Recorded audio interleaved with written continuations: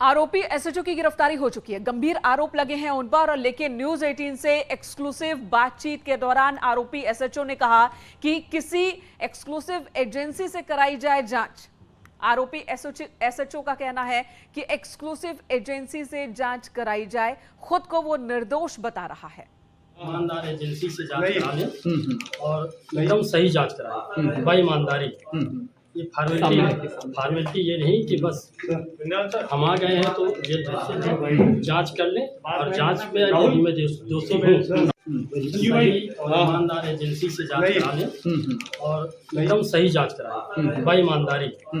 ये फॉर्मेलिटी ये नहीं कि बस हम आ गए हैं तो ये जांच कर लें और जांच में यदि मैं दोषी हूँ ईमानदार एजेंसी से जांच करा लें और एकदम सही जांच कराएं, बेईमानदारी।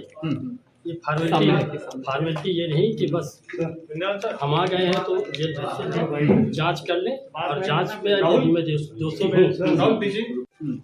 आरोपी एसएचओ सुना अपने तिलकधारी, इसका कहना है कि ये आ गया है, इसकी गिरफ्तारी नहीं हुई है बल्कि ये खुद आया है और तब पुलिस ने इसे पकड़ा है और किसी एजेंसी से, बाहरी एजेंसी से जांच कराई जाए, ईमानदारी से निष्पक्ष जांच कराई जाए। इसका कहना है कि जो आरोप इस पर लग रहे हैं वो आरोप गलत है, निराधार है और ऐसा ना हो कि बलि का बकरा बना दिया जाए और जो खाना पूर्ति हो जांच के नाम पर अगर विभागीय जांच बिठाई जाती है तो।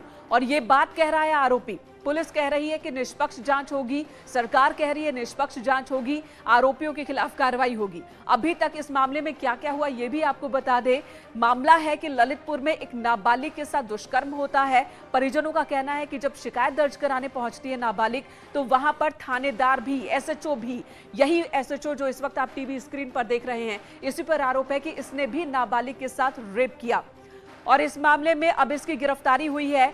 6 लोगों के खिलाफ मामला दर्ज हुआ है, सभी फरार चल रहे थे। इसकी गिरफ्तारी हो गई है, लेकिन इसका कहना है कि किसी बाहरी एजेंसी से जांच कराई जाए, खुद को निर्दोष बता रहा है ये शख्स।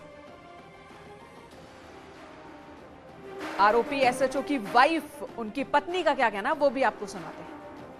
और सिर्फ मैं ये बता रही हूँ कि मेरे पति पे जो भी आरोप लगे हैं वो बिल्कुल एलिगेशन, बिल्कुल झूठे एलिगेशन लगाए गए हैं।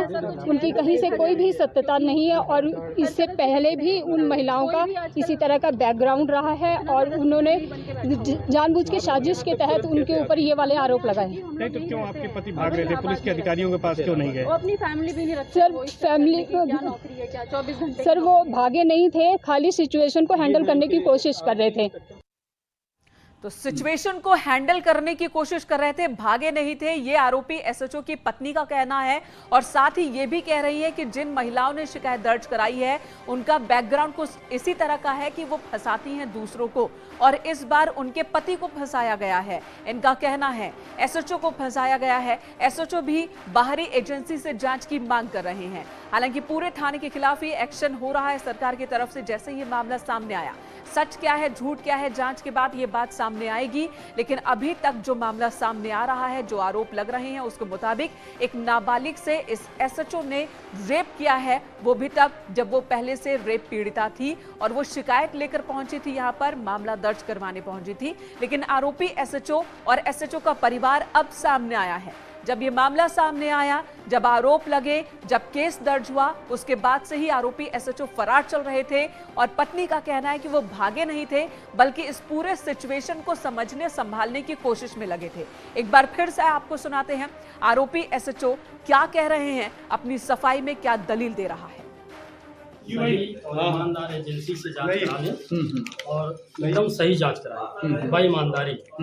ये फॉर्मेलिटी ये नहीं कि बस हम आ गए हैं तो ये जांच कर लें और जांच में यदि मैं दोषी हूँ ईमानदार एजेंसी से जांच करा लें। तो सुना आपने आरोपी एसएचओ को, बार बार वो बाहरी एजेंसी से जांच किए जाने की, कराए जाने की मांग कर रहा है। उसका कहना है कि कोई फॉर्मेलिटी नहीं होनी चाहिए, खाना पूर्ति नहीं होनी चाहिए जांच के नाम पर और बलि का बकरा बनाए जाने का डर इसे सता रहा है। लेकिन सरकार ने साफ साफ कह दिया है कि निष्पक्ष जांच होगी। जो भी आरोपी हैं, जो सच है, जो झूठ है, सब सामने आएगा। आरोपियों के खिलाफ सख्त कार्रवाई होगी, ये सरकार का कहना है।